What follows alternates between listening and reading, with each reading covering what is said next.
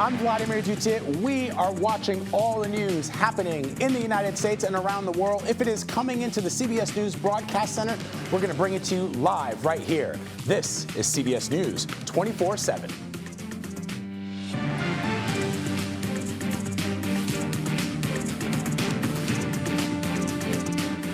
The day after, President Biden tried to prove he is still fit for the presidency in a primetime press conference, but was it enough to silence critics?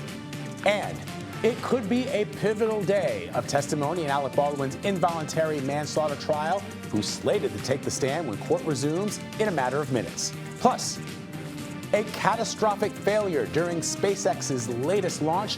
Details of what went wrong this time just ahead. But let us begin this morning with President Biden's critical press conference last night, wrapping up NATO's 75th anniversary summit in Washington, D.C. It was the president's first solo press conference since last November and the first since his poor debate performance against former President Donald Trump. And it came amid growing calls from within his own party to step down as a Democratic nominee. But the president remained defiant, and he made the case for why he believes he is still the best candidate for the job. I think I'm the most qualified person to run for president, and they say I'm in good shape. The only thing age does is help you with it, creates a little bit of wisdom if you pay attention. Can you name me somebody who's gotten more major piece of legislation passed in 3.5 years? I created 2,000 jobs just last week. Unless they came back and said, there's no way you can win. Me. No one's saying that. No poll says that. I'm not in this for my legacy. I'm in this to complete the job I started. CBS News Chief White House correspondent Nancy Cordes joins us now with more. Nancy, you were one of the reporters who was able to ask the president a question last night. What is your understanding of how the campaign is feeling about the president and his performance yesterday? They're feeling great, Vlad. In fact, some of them are asking why they didn't do something like this sooner. As you pointed out, it's been nearly 8 months since the president did a big solo press conference like this. They obviously feel that it went far better than the debate. One aide said to me, he was charming, he was funny, he was clearly able to go into much more depth on foreign policy than his predecessor ever could. And he showed that he was able to prosecute the case against Donald Trump about why he should not return to office. And so they feel that it was a win. They acknowledge that he had some missteps, most notably at the start of the press conference when he transposed Kamala Harris and Donald Trump's names. And it unfortunately for them came a couple of hours after he transposed the names of Vladimir Zelensky and Vladimir Putin. But beyond that, when it comes to substance, when it comes to stamina, the fact that he took questions for an hour from 11 reporters and didn't show any signs of flagging, they feel that from that perspective, it was a win. So, Nancy, there was a telling moment, I thought, in that press conference yesterday, and I wanted your thoughts on it. It's when the president was asked the question about his viability as the candidate, and he said, and the question specifically said, what would it take for you to decide to step aside? And the president responded, if his team showed him numbers saying that he could not possibly win against President Trump. Now, the campaign has cherry-picked some polls that show there's been very little change in his polling. It's still sort of neck and neck between the president and the former president. But there are others that perhaps those 17 members of Congress who have come out asking the president to step aside are seeing. You and I know that this race is going to be decided not by the diehard supporters of President Biden and the diehard supporters of Donald Trump, but by those 400,000 people in Wisconsin, Michigan, Pennsylvania, Arizona, Georgia, et cetera. What are those 17 members of Congress seeing in those numbers that perhaps the president isn't seeing? Because it sounds like his team is keeping some of this data from him. Right. So these 17 members, and there are more than 17 in Congress, who are doing their own internal polling in their own state, in their own race, and they see reason for alarm. Some of them aren't basing their concerns on any one particular poll, but just on their feeling that if this happened to the president 2 weeks ago at the debate, it's likely to happen again. There are all kinds of reasons why lawmakers are calling on the president to step aside.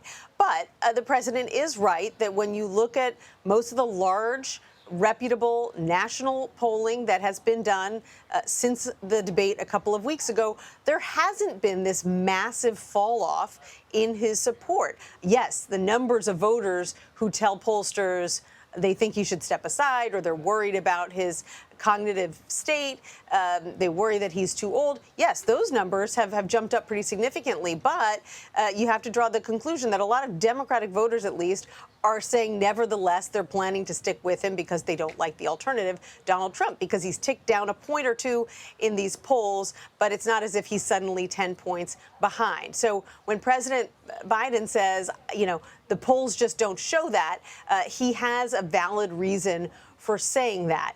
Now, you know, the concern is that it's still very soon after that debate. Last week was a holiday week, so it was difficult to poll last week. And so the concern is that you'll start to see the impacts next week. So we'll see what he says then if the polls start to show something very different.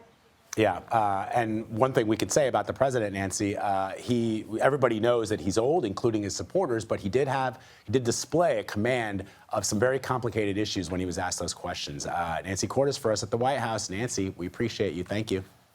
You got it, Vlad. All right. Despite some social media posts from former President Trump, Republicans appear to be staying out of the Democrats' drama. They have their hands full preparing for the kickoff of their convention on Monday in Milwaukee. Caitlin Huey-Burns is there where all the action will be taking place. So Caitlin, the former president, put out on Truth Social a little bit of a mocking, I don't know what they call them when you post on Truth Social, post about the president's gaffes with regards to Zelensky and with Vice President Kamala Harris. But pot, meet, kettle. I mean, we could run dozens of clips of former President Donald Trump mixing up names and also posting things like Kofivi. So, it's a little bit, it's not really apples to apples. But what's the atmosphere there like right now? Yeah, Vlad, it's a really interesting dynamic here because in a way that's so uncharacteristic of Donald Trump and this party, Trump has really kind of ceded the spotlight to Democrats. And that's, basically letting them, be running the news cycles with the squabbling, because that's kind of a unique position for them to be in. What's interesting about this convention is, it's really kind of being overshadowed at this point, at least, by everything happening on the Democratic side. And so we'll see whether that narrative kind of shifts. I mean, Democrats certainly want it to, starting Monday, to be able to draw those contrasts with Republicans here in Milwaukee, but we'll see if that happens. I mean, one person that's very excited about the idea that Biden is staying in this race is Donald Trump himself. The campaign is very eager for this rematch, and for good reason, according to what they've been seeing, which is the poll numbers consistently have either been tight or Trump leading, and this softening of support, perhaps, among Democratic voters and their base. And that's an interesting distinction here, is that while the Democrats are working right now on shoring up their base for Biden, Republicans have largely been united around Donald Trump, and they have been for some time. We saw that through the primary process. So they are expected to nominate Trump here in Milwaukee next week. The real only X factor here for Republicans is who Donald Trump will choose as his running mate. J.D. Vance, the senator from Ohio, is considered a top contender. Marco Rubio, the senator from Florida, also on that list. North Dakota Governor Doug Burgum, also high on that list as well. So those are the three we are watching. He could wait until, Monday, the start of the convention, to announce this pick and kind of let the Democrats again take over the spotlight for a few more days. But he also has a rally in Pennsylvania this weekend, a key battleground state. So we will see kind of whether they want to make some news there or wait till the start of the convention. All right, Caitlin Huey-Burns for us in Milwaukee. Caitlin, thank you. Our CBS News America Decides live coverage of the Republican National Convention starts Monday at 5 Eastern on CBS News 24/7. You can also download the free CBS News app for all the latest updates. It could be a dramatic day in Alec Baldwin's involuntary manslaughter trial. The lead detective in the case is expected to take the stand, as is the lead armorer, who was already convicted in connection to cinematographer Helena Hutchins' death. I want to bring in CBS News correspondent Elise Preston, who's following the trial for us. So what can we expect today, Elise? Well, Vlad, it is expected to be a dramatic day. I can tell you every time that we come on the air with your show, it seems as though that is the time that Alec Baldwin arrives to the courthouse. We just saw him walk in about 3 minutes ago. But going back to that lead investigator, she will continue to be on the stand this morning. It's Corporal Alexandria Hancock with the Santa Fe County Sheriff's Office, and she was the lead investigator at the time of the shooting. She was the first law enforcement agent to interview not only Baldwin, but Hannah Gutierrez-Reed and David Hall as the assistant director, who was also charged criminally related in connection to Helena Hutchins' death. He took a plea deal. Now, we're expecting the defense to poke holes into Corporal Hancock's testimony, which is what they did with Hannah Gutierrez-Reed. That was her defense team strategy. So we're expecting a very similar outcome today. As you mentioned, Hannah Gutierrez-Reed is expected to take the stand today. She will be called to testify, but her attorneys tell us that she will plead the fifth. Keep in mind, the armorer, who is serving an 18-month sentence, is in an appeals process and has claimed that prosecutors, she's accused prosecutors of misconduct in her trial, Vlad. All right, Elise Preston for us on top of it in Santa Fe. Thank you, Elise.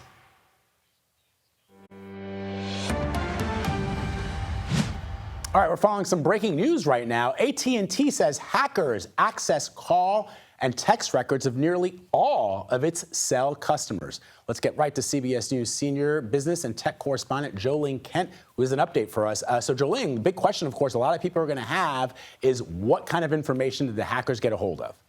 Yeah, Vlad, this is call and text records between a large swath of 2022 and one day in January of 2023. And what we know so far is AT&T is acknowledging that it will be reaching out to customers who have been affected, but we do know it's nearly every single customer. You can see there it is from May 1st to August 31st of 2022, but the contents and calls of the calls and texts were not disclosed. One suspect, according to the SEC filing, has been apprehended.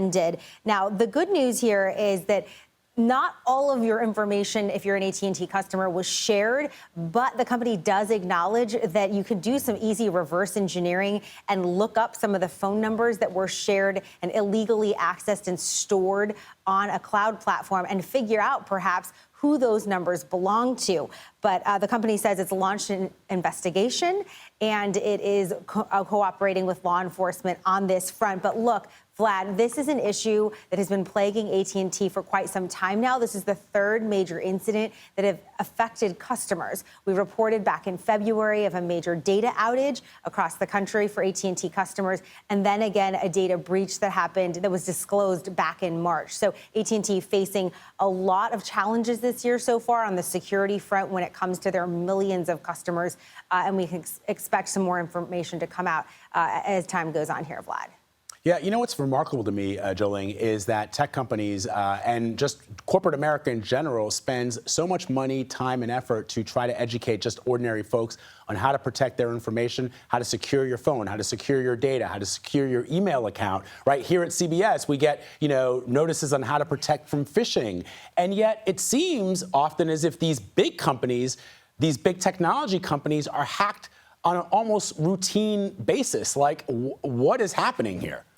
Yeah, I think that there's a lot of sophisticated actors out there who are targeting these big companies because if you're able to hack into a company like AT&T, history has shown us that you can harvest a lot of information. So in addition to trying to protect yourself, also holding these companies accountable, making the phone call, inquiring about your information, and trying to protect yourself is really the name of the game here. A lot of cybersecurity experts that I've spoken to have always said you should assume your private information is already been hacked, whether it was through Equifax or AT&T or Target years ago. And so by knowing that and assuming that, taking the measures to better protect yourself really is the best that you can do as a consumer. But certainly a lot of questions that AT&T has to answer for. And the SEC filing that we saw this morning is only the beginning, Vlad. All right, Jolene, I know it's only the beginning, but you're going to be on it until the very end. Thank you very much, as always. Thanks, Vlad. Okay, turning now to the remnants of Hurricane Beryl that drenched parts of New England yesterday, causing major flooding in Vermont and New Hampshire. The rain prompted evacuation warnings in some areas, destroyed bridges, and even washed away an apartment building. Vermont officials say at least 2 people were killed when their vehicles became submerged in the floodwaters. Meanwhile, that dangerous heat wave is still smothering the West Coast and parts of the Midwest. Highs today could break records from 116 degrees in Phoenix, Arizona, to 109 in Sacramento, California, and 102 in Denver, Colorado. So it will be a brutally hot weekend for those even in the Houston area. And folks, those people are still without electricity after that tropical storm. So let's bring in CBS News Philadelphia meteorologist Andrew Kozak with the first look at the national forecast. Tell me something good, Andrew.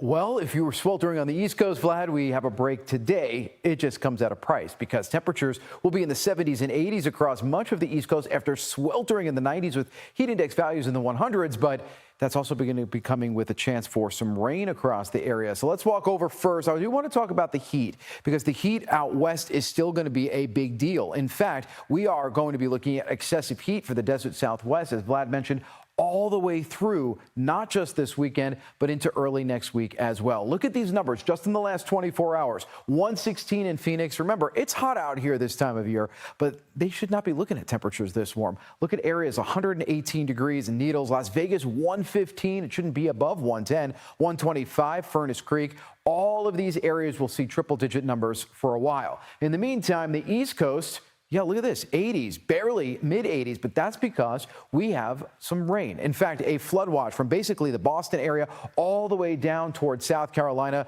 This means that we're going to be looking at, in some cases, more than 4 inches of rain between today and tomorrow. That's along a stationary front that is hanging out west. Some of this, though, is coming in from the Atlantic Ocean, the moisture that the front brings up. But some of it is actually leftover remnants of what once was Beryl, hurricane, and tropical storm form. Of course, that also gave some heavy rain and some severe weather to areas like Vermont, where they're still cleaning up after massive flooding and severe weather, not to mention the tornadoes that we saw in upstate New York. That continues for today. The rain will keep those temperatures down. But Vlad, the East Coast back in the sweltering heat Monday and Tuesday with highs in the mid to upper 90s.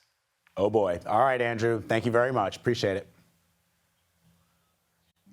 Still ahead, an exclusive look at the mission to map out the Titanic wreckage in the greatest detail ever recorded. We'll take you to Rhode Island, where the mission sets off later today. You're streaming CBS News 24/7.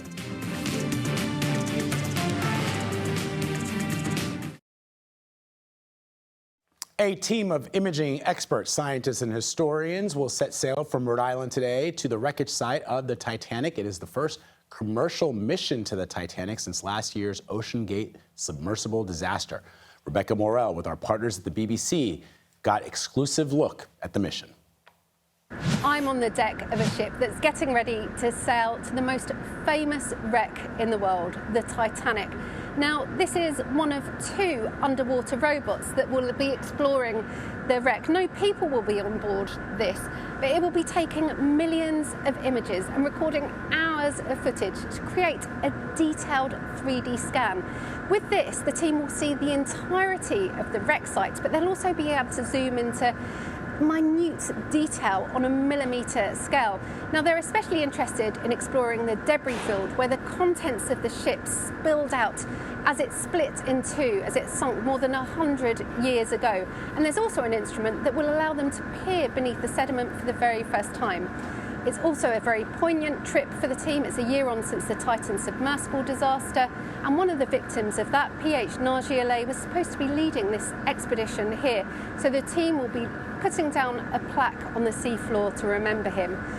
It's going to take 4 days to get to the wreck site, and they'll spend 20 days exploring it. And we'll be following the team to see exactly what they find. With an intense heat wave now baking much of the country, power grids from coast to coast are being stretched to their limits. With solar and wind power available, there is much more to go around. But as CBS's Ben Tracy reports, the renewable revolution will require a lot of batteries. Did you ever think you'd be working next to solar panels all day? I did not. It's a much more peaceful environment. Rachel Harper used to work in the oil and gas industry in Texas. And now you're in renewable energy. Yes, big pivot. Do you like this better? I like this way better. She's now at a startup in California called B2U. It takes the still usable batteries out of older electric vehicles, slides them into large racks, Plug and play. Simple as that. and then plugs them into solar panels so they can store solar power. We're basically a retirement home for these EV batteries. You're basically just using these as storage. Yes, battery storage. Battery storage is what allows renewable energy to provide power even when the sun isn't shining or the wind isn't blowing. It's key to making the electrical grid reliable as we transition away from coal and gas and their planet-warming emissions. Batteries can also help keep the lights on when heat waves like the one roasting the West this week batter the grid. It's like the Swiss Army knife of the electricity sector. As Director of Energy Storage and Systems at UC San Diego, Mike Ferry is at the forefront of battery technology. So this is where we're really inventing the next generation of batteries. He says batteries are getting better and costs are dropping. That's allowed California to install more than 10,000 megawatts of battery storage, equivalent to the output of about 5 nuclear power plants. California and Texas account for nearly all of the battery storage in the nation and have more than any other country except for China. This year, 81% of all new capacity on our national grid is going to be solar and storage. And these two technologies go hand in hand, sort of like chocolate and peanut butter. Nationwide, solar power is the fastest growing form of renewable energy, but still accounts for only about 5% of electricity generated. In California, it's nearly 30%, thanks to massive new projects like this one in the Mojave Desert. Its 2 million panels near Edwards Air Force Base can be seen from space. These are all full of batteries? They're all full of batteries, as many as we can put in them. Gus Luna is Chief Development Officer for TerraGen, which built the more than 4,000-acre site, now the largest solar storage facility in the country, enough to power about 250,000 homes. This really is what's going to make renewable energy work. Correct. Without this, I think renewable energy would hit a limit fairly quickly. California, the 5th largest economy in the world, aims to run on 100% renewable energy by 2045. You'll probably need something like another 20, maybe 30 more of these projects to be able to reach that. Because to truly make all those panels and turbines work, you need batteries included. For Eye on America, I'm Ben Tracy in the Mojave Desert. That is a lot of batteries. All right, President Biden is hoping to prove critics wrong after last night's press conference, but CBS News is learning about dozens of Democratic lawmakers who may already be preparing calls for him to exit the race. You're streaming CBS News 24/7.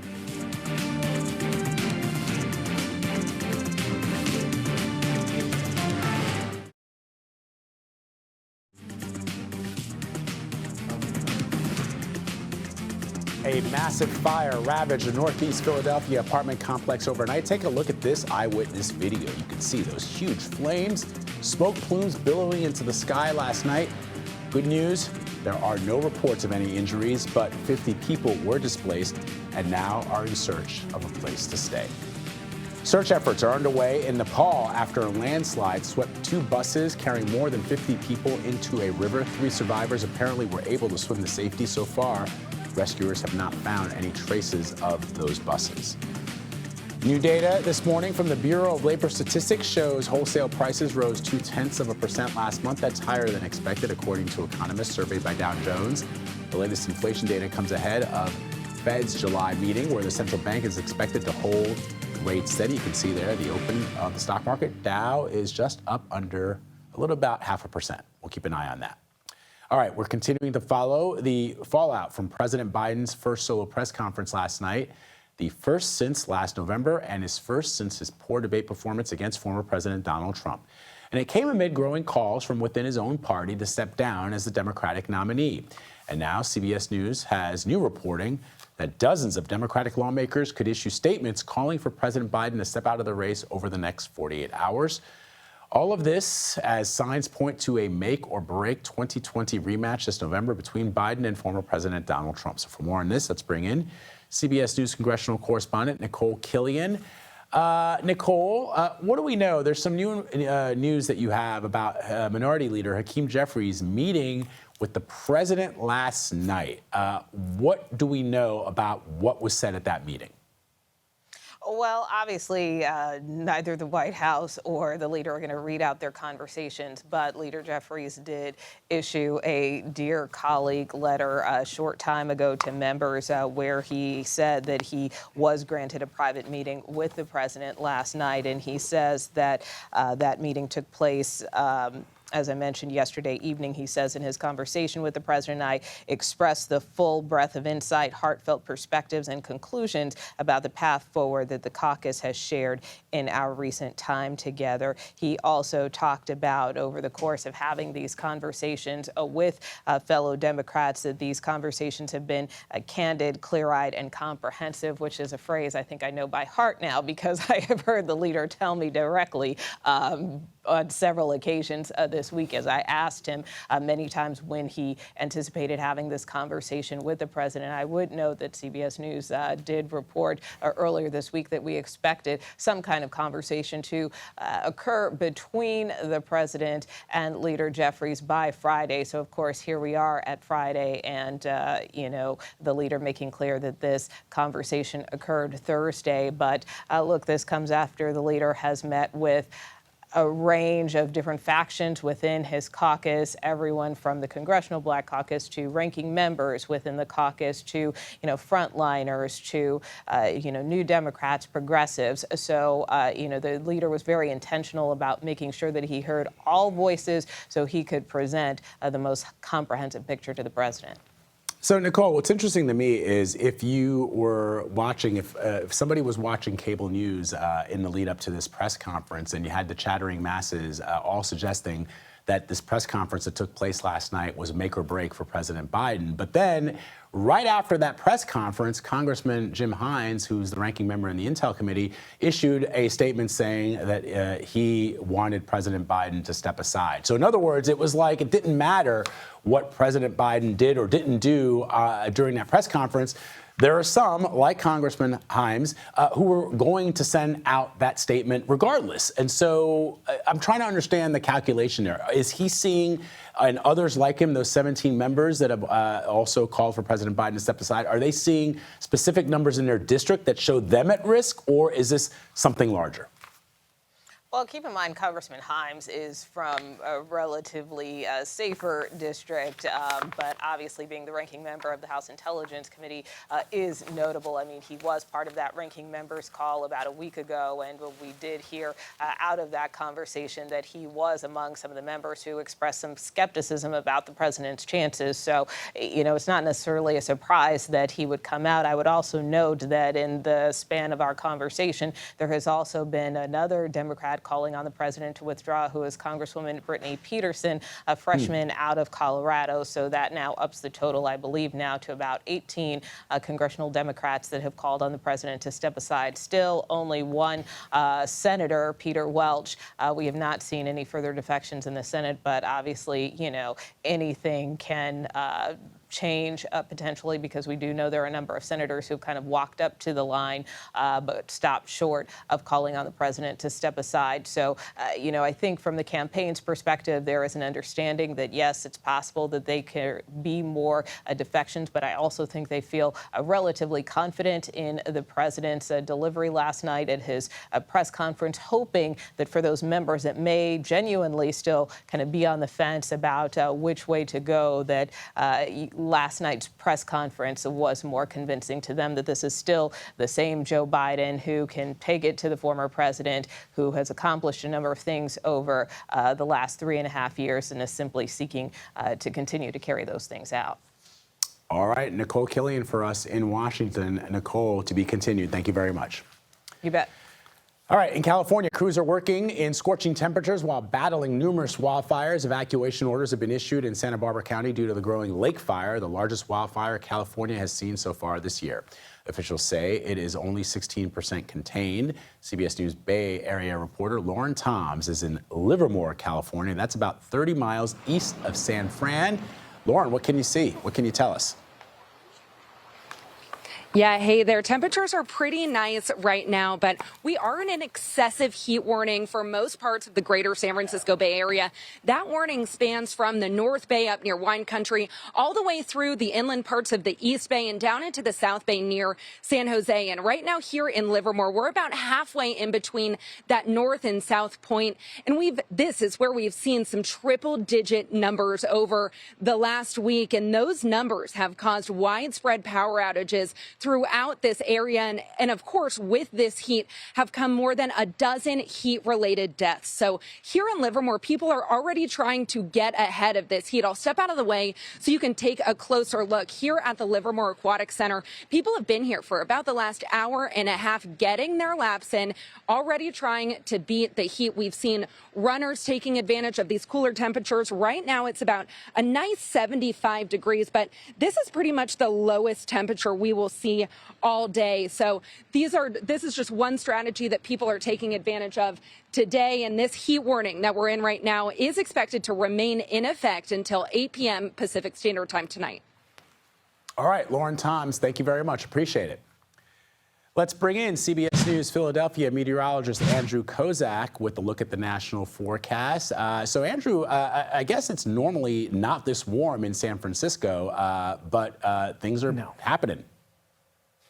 Look, it heats up out there, but certainly California should not be looking at temperatures as hot as they've been. We've been setting records nearly every day, every week, not just for California, but for much of the desert Southwest as well, including areas like Las Vegas and Phoenix. Let's bring our map up right now, show you what's happening across the area. We'll throw the clouds on, too, because I want to show you what's happening when we take a look at the East Coast.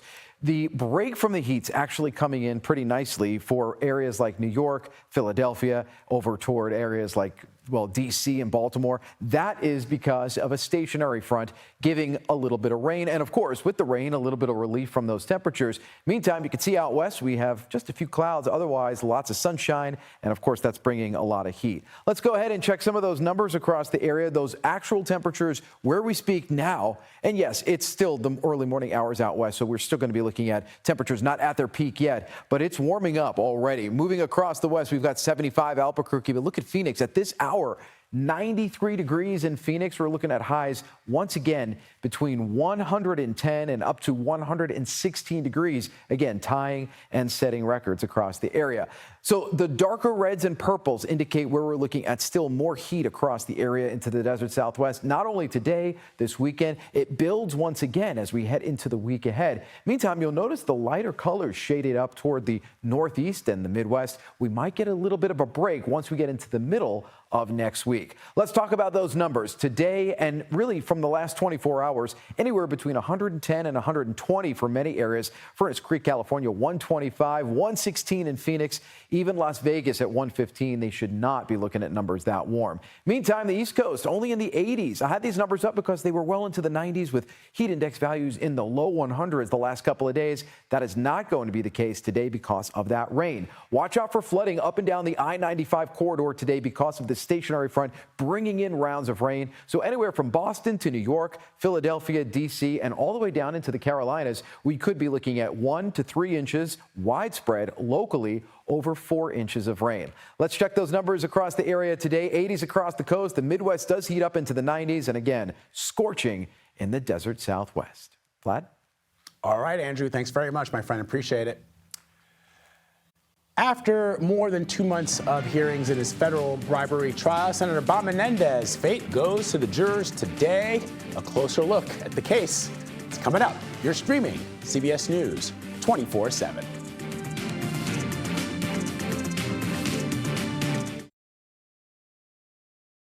Jury deliberations will begin soon in the criminal trial of New Jersey Senator Bob Menendez. Prosecutors say the lawmaker accepted nearly $150,000 in gold bars and hundreds of thousands of dollars in cash from 2018 to 2022 as payment for alleged corruption. Menendez has pleaded not guilty to the charges. CBS News New York reporter Alice Gaynor is outside the courthouse and joins me now. So, Alice, what's your sense? Could we have a verdict today, you think? Vlad, it's very possible. Currently, the judge is continuing his instructions to that jury. He didn't begin the charge until yesterday around 4 o'clock, a little bit after. And of course, court ends for the day around 4:30, just before 5 o'clock. So he didn't get through all of it. So he's finishing that today. Once he's finished with his instruction, then the jury will begin deliberations. I want to point out two things he told the jury yesterday. He told them, if you have reasonable doubt, you should have no reason but to acquit. He also said if the evidence is there, you should not let sympathies get in your way. Again, he is continuing that jury charge, those instructions this morning. This verdict sheet, it's about 4 pages long. We're talking about 18 felony federal counts here, 16 of those counts just for Senator Bob Menendez. He entered the courthouse shortly around a little bit after 9 o'clock this morning. He was asked, what do you expect today? He said something pretty low, that he was expecting a not guilty verdict. You know, yesterday, most of the day was dedicated to the prosecution's rebuttal after the defense had finished their closings. Again, there are 3 co-defendants in this case, not just Senator Bob Menendez, but also 2 businessmen from New Jersey. Vlad? All right, Alice Gaynor for us outside the courthouse there. Alice, thank you very much. We'll be watching. SpaceX launched a batch of Starlink satellites yesterday, but the engine powering the rocket's second stage suffered a catastrophic failure. CBS News space consultant Bill Harwood joins me now from the Kennedy Space Center in Florida. Bill, what happened? Well, you know, you're right. This was the first failure like this since 2015. They've had hundreds of successful launches, but during the second stage burn last night, there were 2 firings of that second stage. During the second firing, the start sequence did not go well, and Elon Musk, the SpaceX founder, reported that the thing came apart. We don't know if the stage exploded, if the engine simply exploded or not, but the fate of those satellites is literally up in the air. They said they had contacted 5 of the 20 satellites. They're trying to raise their orbit to get them where they need to be to operate, but it's not clear that's been successful. They're definitely in a lower than planned orbit, and so it's not a good day for SpaceX. Bill, we received a brand new image from NASA's James Webb Telescope this morning. What is the image showing, and why is NASA releasing it? You know, they're releasing it because it's the 2nd anniversary of science operations formally beginning with the James Webb Telescope. But I got to tell you, so many spectacular images are coming out of Webb that this one, you know, really just blends in with the flow of these things. They're all spectacular. This one shows 2 interacting galaxies. It's intriguing because at the lower left of that picture is a very compact elliptical galaxy. This looks kind of like a white blob, but to the right is this, what was once a spiral galaxy like the Earth's Milky Way, that's been warped and distorted into this unusual penguin shape by the gravitational interaction of these 2 gravities. In fact, if you look where the eye is on that penguin, that's the core of the original spiral galaxy. So a fascinating picture. It demonstrates once again the power of the Webb Space Telescope.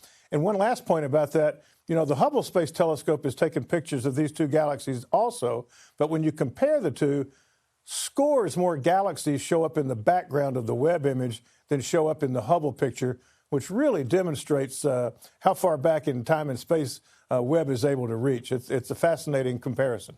It really, really is, and what a cool image. Bill Harwood, thank you so much. Appreciate you.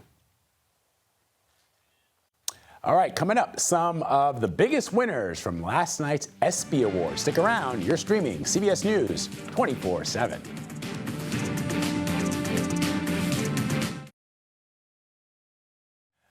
A dangerous heat wave is still smothering the West Coast and parts of the Midwest. Highs today could break records from 116 degrees in Phoenix to 109 in Sacramento and 102 in Denver. So CBS News Colorado's Kaylee Zanardry has more from Denver.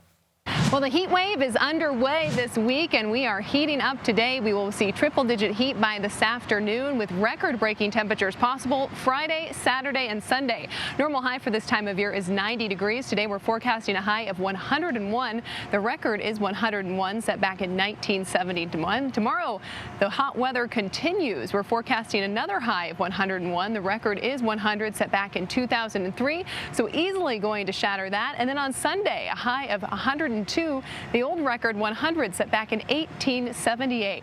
This high heat has prompted heat advisories for the Denver metro area, where we could see extreme temperatures soar to 104 degrees, not only here in Denver, but up through Fort Collins, Greeley, and Boulder, down south through Castle Rock. And our friends down to the south in Colorado Springs and Pueblo could see temperatures climb to 104 degrees. Out to the west in the Grand Valley, we could see the hottest weather in the state, with highs reaching 110 degrees. So, Vlad, it's going to be a very toasty weekend coming our way with dangerously hot weather. All right, let's bring in CBS News Philadelphia meteorologist Andrew Kozak with the last look at the national forecast. All right, we were talking about California, San Francisco last time, Andrew. Now we're talking about Denver with record temperatures. Yeah, Denver looking at triple-digit heat, teetering on those records once again. And remember, you're the mile-high city. The higher elevations you go, and you're going to be looking at that sun being really strong on you. You could get burned very quickly out in Denver. The heat can affect you very, very much. Plus, remember, with the air up there, it is going to be really difficult with the air quality as well to breathe outside. So if you have respiratory issues, you're in the higher elevations, and you're looking at triple-digit heat, it's just a trifecta and another reason that you need to stay in. All right, so let's bring the globe up. Let's talk a little bit now about what we're seeing out there. Let's get those clouds on. And you can see that we don't really have a whole lot happening out west besides the heat. That's going to be the big deal across the area. But really for the East Coast today, it's going to be all about the rain and a break from the heat. East Coast looking at scorching temperatures the last couple of days. It would have been nice to have maybe 75 and sunny, but no, you're going to have 70s and 80s, but with a chance for some rain. All right, so let's get this down. Let's talk about those current temperatures now, because it's already heating up in the desert Southwest and staying relatively cool across the East Coast. So we're going to go ahead and start off with temperatures this morning, no matter where you are coast to coast, starting to heat up pretty well. In Atlanta, 84 degrees. It's 85 right now in New Orleans. Let's walk over to Phoenix, where it's 93 degrees. Denver, 76, but we're going to be looking at those temperatures warming up. Obviously, it's still early enough in the day, but we're going to add nearly 30 degrees onto what the temperature is in Denver. Let's talk about the rain across the East Coast right now, because that is starting to ramp up with a stationary front offshore. We're going to be looking at temperatures staying in the 70s, staying in the 80s, and now really starting to give us a chance to get 1 to 3 inches of rain up and down the East Coast for today. So we're going to be tracking that across the area, potentially some flooding, already some flash flood warnings for portions of Maryland and down toward Virginia. Stay safe out there. Flat. All right, Andrew. Thanks, man. Have a nice weekend. Top athletes gathered in Los Angeles for the ESPY Awards last night. Tennis legend Serena Williams hosted the event. Check it out. It's been a great couple of years of sports and women's sports. Y'all finally realize that women's sports are way more exciting. Obviously. You just never put them on. Yeah, you, ESPN. Oh, boy. The night belonged to female athletes. WNBA rookie Caitlin Clark had the most nominations and won Best Record-Breaking Performance and a Best Women's College Athlete. But the South Carolina women's basketball team, who beat Clark's Iowa Hawkeyes in a national championship, won Best Team. There was also royalty in the house. Prince Harry received the Pat Tillman Award for service, with his wife Meghan Markle joining him on stage. The Duke of Sussex was honored for his work with the Invictus Games, a competition he founded for wounded service members. Mrs. Mary Tillman, Pat's mother. Her advocacy for Pat's legacy is deeply personal and one that I respect. The bond between a mother and son is eternal and transcends even the greatest losses. Well, there was a little bit of controversy. Pat Tillman's mother criticized the decision to give Harry the award for her late son, because she said that there were more fitting recipients for the award. You'll recall, you're seeing a picture there of Pat Tillman. Pat Tillman was the NFL player who left the NFL to join the United States Army in the wake of 9/11. He was killed in a friendly fire incident in Afghanistan, but he is remembered now through this award. Okay, an encore presentation of CBS Mornings is next. This is CBS News 24/7.